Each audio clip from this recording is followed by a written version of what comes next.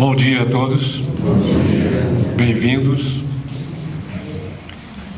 nesse domingo, onde nós nos reunimos sempre para aprender um pouco mais do Evangelho, dos ensinamentos de Jesus, para que nós,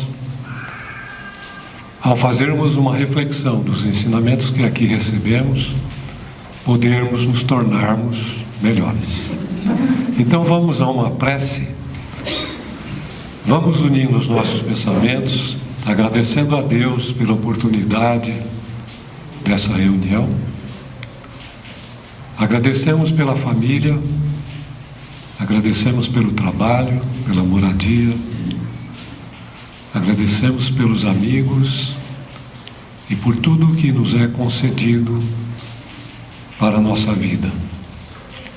Agradecemos a Jesus pelos ensinamentos e que possamos, no dia a dia, praticá-lo com entendimento, com bondade e com caridade.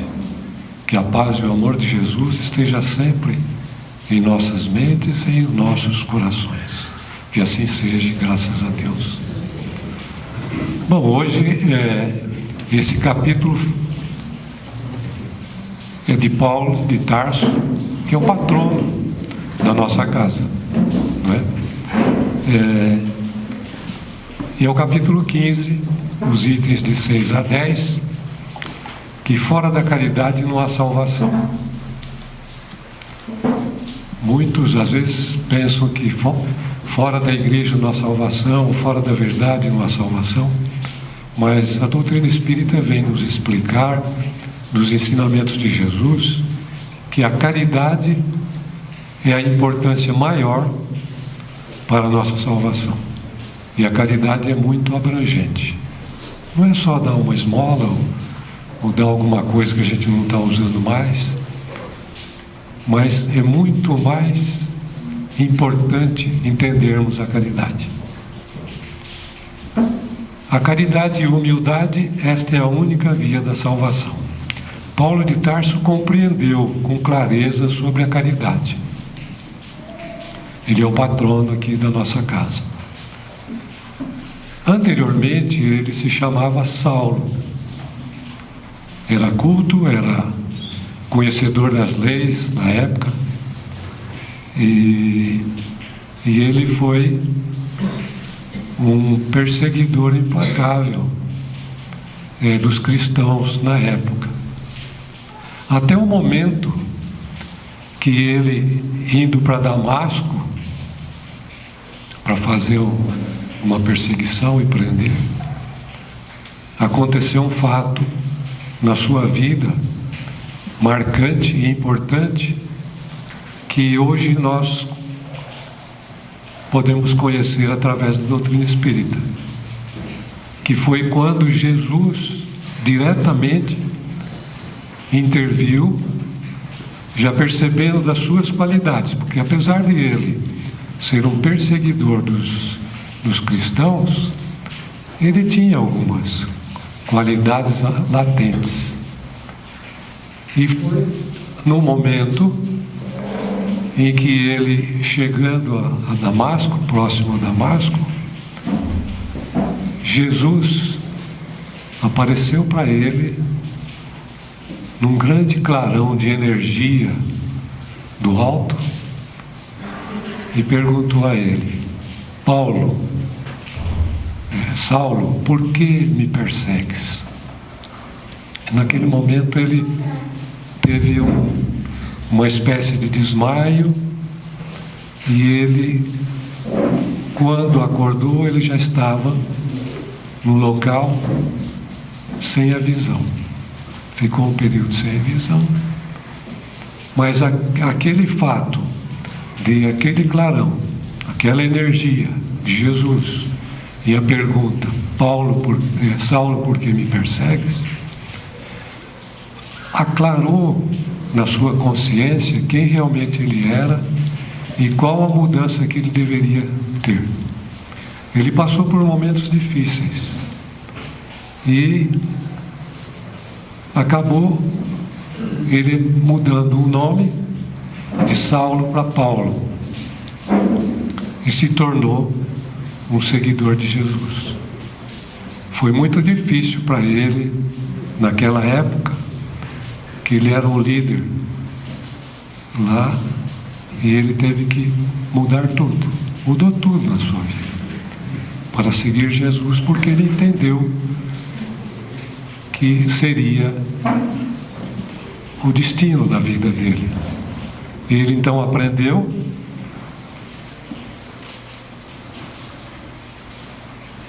e após um tempo, ele, conhecendo os ensinamentos de Jesus, principalmente as bem-aventuranças, ele se tornou um dos maiores seguidores de Jesus.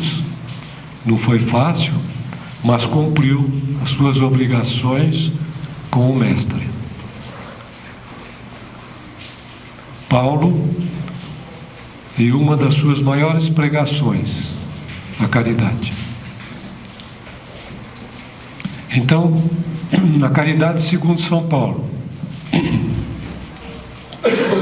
nós já ouvimos isso várias vezes, mas é bom que a gente ouça novamente.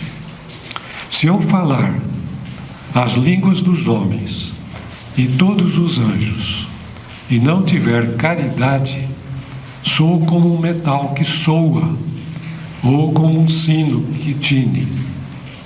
E se eu tiver o dom da profecia e conhecer todos os mistérios,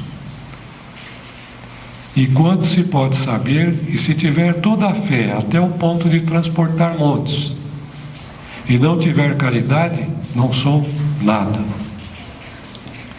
E se eu distribuir todos os meus bens em o sustento dos pobres, e se entregar o meu corpo para ser queimado, se todavia não tiver caridade, nada disto me aproveita. A caridade é paciente, é benigna, a caridade não é invejosa, não obra temerária e nem precipitadamente, não se ensoberbece, não é ambiciosa, não seus próprios interesses, não se irrita, não suspeita mal, não folga com a injustiça, mas folga com a verdade.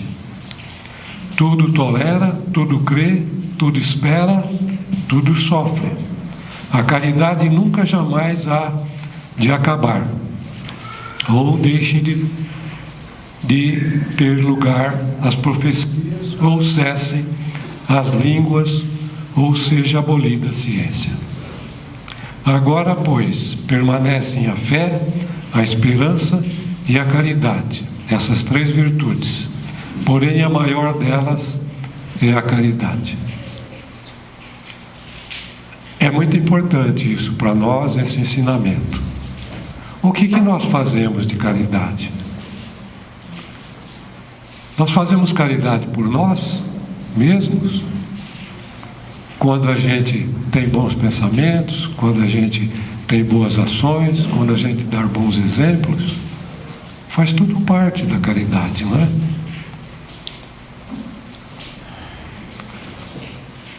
A doutrina espírita nos instrui sobre a caridade e como praticá-la. Jesus disse: amarás o Senhor teu Deus de todo o coração e de toda a sua alma e de todo o seu entendimento. Este é o maior e o primeiro mandamento.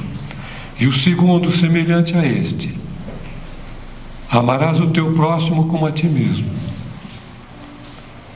Sem amar a Deus, como é que nós vamos amar o nosso próximo?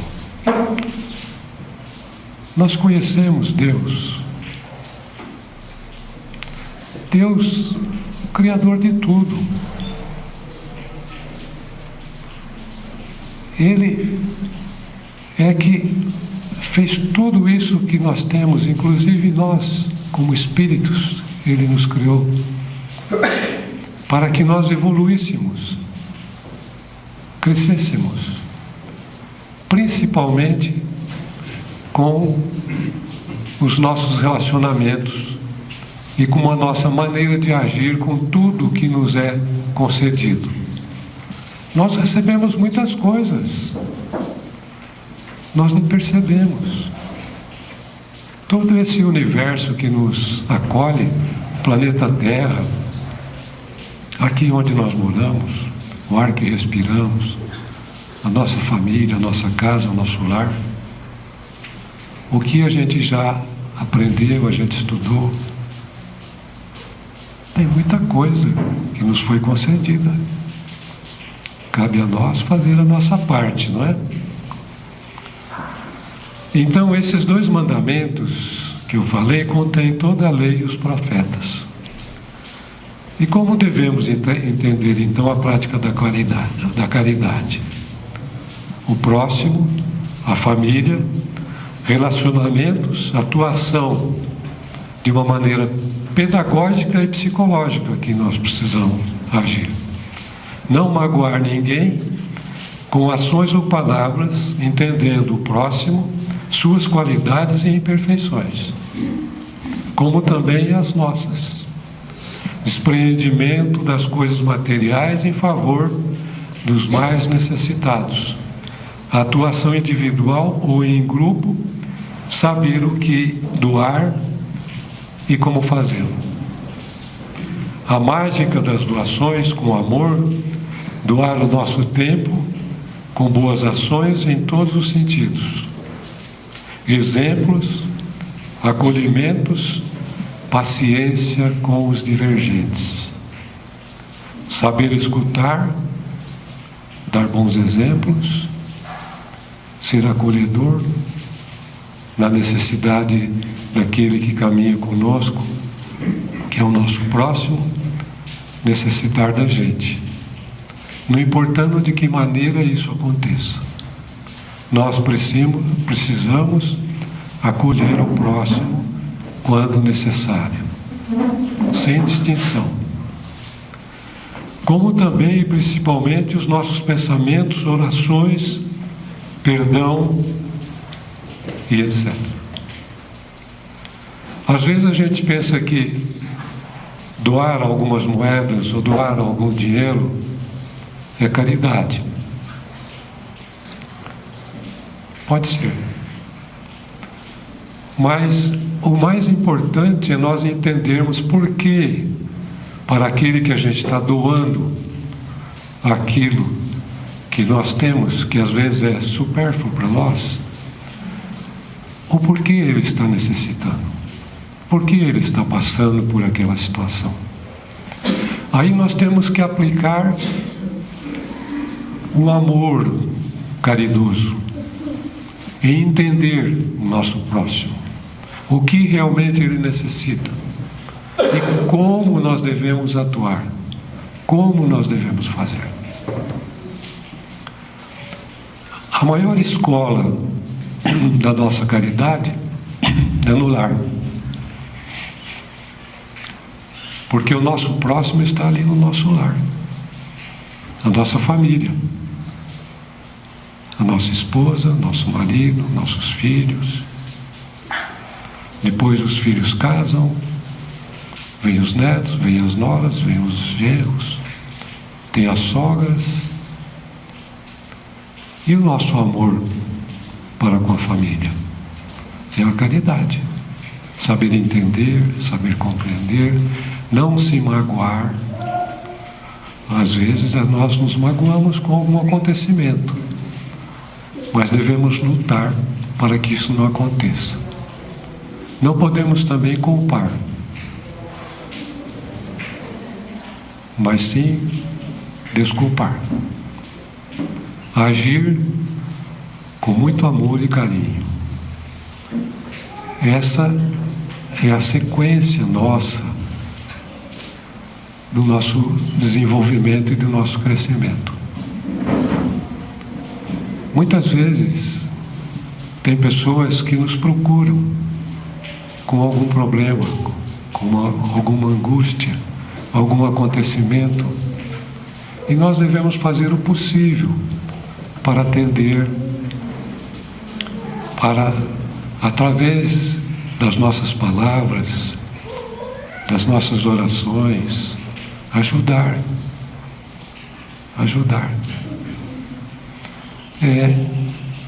Aqui na nossa casa nós recebemos muitas doações, né? Doações de roupas, calçados, às vezes utilidades domésticas, os mantimentos. Mas nós podemos adicionar uma potencialidade da caridade em amor. Quando a gente vai doar uma roupa, que a gente já... A verdadeira caridade e o amor que a gente faz é lavar aquela roupa. Se tiver faltando um botão, pregar o botão. E quando entregar, fazer uma pequena orientação. Que isso sirva para o meu próximo e que ele possa utilizar isso. E eu desejo amor e felicidade a quem está recebendo essa doação. Então a caridade é muito abrangente. Nós precisamos ser caridosos. Quando a gente retornar ao plano espiritual, a primeira pergunta que irão fazer para a gente é: você aprendeu a amar? E o que nós vamos responder? Alguém pode dizer: ah, minha esposa, ah, meu marido, ah, meu filho, meu vizinho. Eles vão dizer: não, nós não queremos saber dos outros que estavam caminhando com você, nós queremos saber de você, o que você fez, o que você praticou. Mas tem um consolo. Eles nos dizem: tá bom, você vai voltar, vai encontrar os mesmos que você teve nessa existência, e aí você vai ter a oportunidade de refazer algo que você não fez. Então, é isso a caridade. A caridade é um abraço, a caridade é chegar em casa, conversar com os nossos entes queridos, aqueles que ainda têm os pais, a mãe. Essa semana, nas preleções anteriores, foi falado de honrar pai e mãe, né? Mas nós precisamos fazer o máximo pelo nosso semelhante, porque não é por acaso que nós estamos caminhando juntos. Então esse é o item da caridade. Eu queria aproveitar o tempinho que está faltando para adicionar uma coisa para vocês. A doutrina espírita, ela se baseia em 3 aspectos, 3 alicerces, que é a filosofia, a ciência e a caridade. Nós estamos estudando parte da filosofia e parte da religiosidade. Mas nós precisamos saber algumas coisas com relação à ciência.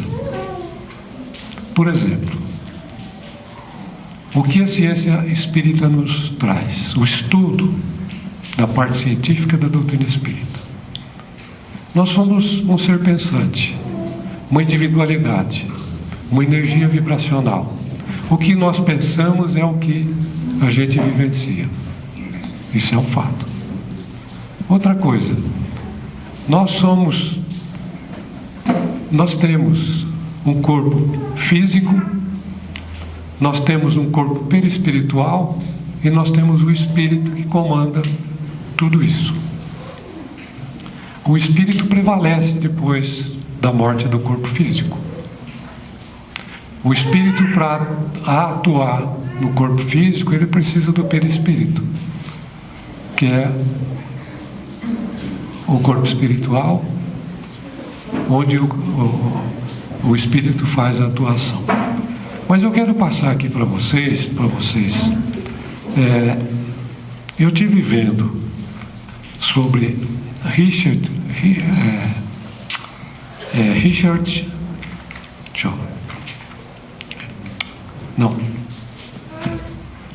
Charles Richer. Charles Richer foi um médico, um cientista francês. Ele recebeu o prêmio Nobel pela sua atuação na fisiologia, que ele desenvolveu um trabalho científico. Em 1913, ele recebeu o prêmio Nobel. Mas ele estudou os ensinamentos de Kardec e da codificação espírita. E ele trouxe um trabalho científico para a doutrina espírita e para nós, sobre o magnetismo que nós temos. Todo o nosso corpo físico tem um magnetismo. Ele falou sobre o fluido vital que nós recebemos já na concepção, quando da união dos nossos pais. E que, de acordo com esse fluido vital, através da gestação que a nossa mãe teve para conosco, o leite materno que ela concedeu a nós, nos deu um fluido vital para a nossa existência. O fluido vital existe nas plantas, nos animais e nos homens. E nós precisamos cuidar desse fluido vital. A nossa alimentação, bons pensamentos, bom sono, tudo isso agrega mais energia ao nosso fluido vital, que é importante para a nossa saúde. Ele falou também do ectoplasma. O que é o ectoplasma? O ectoplasma, praticamente todos nós temos e produzimos ectoplasma. Isso está na parte científica da doutrina espírita. Esse ectoplasma é uma produção que a gente tem do corpo, que é exalado pelos poros, que serve para curas, que a espiritualidade utiliza para curas. Quando a gente vem aqui e a gente está sentado por uma razão, ou com algum problema de saúde, alguma coisa que está nos incomodando, às vezes do nosso lado tem alguém que está doando ectoplasma e a espiritualidade está aproveitando. Então, nós temos aqui, entre nós que estamos aqui, tem aquele que tem mais ectoplasma, doa para o que tem menos. E vice-versa, ajudando. Quando a gente vai lá tomar o passe, esse ectoplasma é utilizado para, se alguém tiver algum problema físico, precisa de uma correção perispiritual, ou física mesmo, a espiritualidade aproveita para utilizar isso. Por isso que a gente pede para que nós venhamos uma vez por semana na casa espírita. Nós estaremos fazendo caridade, sabia? Uma outra coisa, quando a gente está aí fora por algum acontecimento, alguma coisa que cai as nossas vibrações, se aproxima de nós algum irmãozinho perfeito que acompanha às vezes até no nosso lar, tá? E quando a gente vem aqui, ele vem junto. Ele assiste a preleção, nós vamos lá tomar o passe, ele toma o passe junto. A espiritualidade aproveita aquele momento para recolhê-lo e explicar a ele em que dimensão ele está agora. É caridade também o que a gente faz. Então, é muito importante a gente entender essa parte científica da doutrina espírita, para que a gente se torne melhor, não é? Às vezes, aquele tem mais produção de ectoplasma e é o que a espiritualidade pode arrecadar aqui, leva para os hospitais, leva para os pronto-socorros. Quanta gente em aflição, quanta gente ainda precisando de cura, não é? E quando a gente tem o corpo nosso saudável, a nossa mente saudável, os bons pensamentos, boas atitudes, a gente produz muito mais coisas. E o magnetismo? Vocês sabem que o nosso corpo físico tem mais de 2 trilhões de moléculas magnetizadas? 2 trilhões. Na hora do passe lá, nós temos o magnetismo. Todos nós, os nossos companheiros e companheiras que se prepararam, estão lá para dar o passe, eles também têm o magnetismo que doam naquele momento do passe e que a espiritualidade aproveita. Ectoplasma, magnetismo, mas os fluidos espirituais fazem coisas que nós nem imaginamos que nos auxiliam. Então é muito importante a gente vir uma vez por semana, tomar um passe, agradecer a Deus por tudo que está sendo feito por nós, por todos aqueles que se interessam pela gente. E vamos estudar a doutrina espírita. Vamos aprender mais. Ainda nós não conseguimos interpretar tudo que Jesus deixou de ensinamento. Entre linhas tem muita coisa para a gente aprender. Nós somos um ponto de luz e de energia. E temos que fazer com que essa energia se desenvolva e seja boa no nosso lar, no nosso trabalho, na escola, onde a gente for. É caridade. Passei um pouco do tempo. Mas eu espero que esses ensinamentos sirvam para que a gente, saindo daqui, encontrando com aqueles que participam da nossa vida, a gente ter mais compreensão, ser mais afável, ter palavras amáveis, não se zangar, não se contrariar, fazer sempre algo melhor. E nós podemos fazer, tá bom? Então vamos unir os nossos pensamentos, agradecendo a Deus por tudo que tem nos concedido, agradecendo a Jesus, agradecendo pelo Evangelho, agradecendo pela doutrina que nos esclarece, nos ilumina o nosso caminho, e que possamos sempre ter uma palavra amiga, ter os bons pensamentos, ter um bom acolhimento com aqueles que caminham conosco. Que a paz e o amor de Jesus esteja sempre em nossas mentes e em nossos corações. Que assim seja, graças a Deus.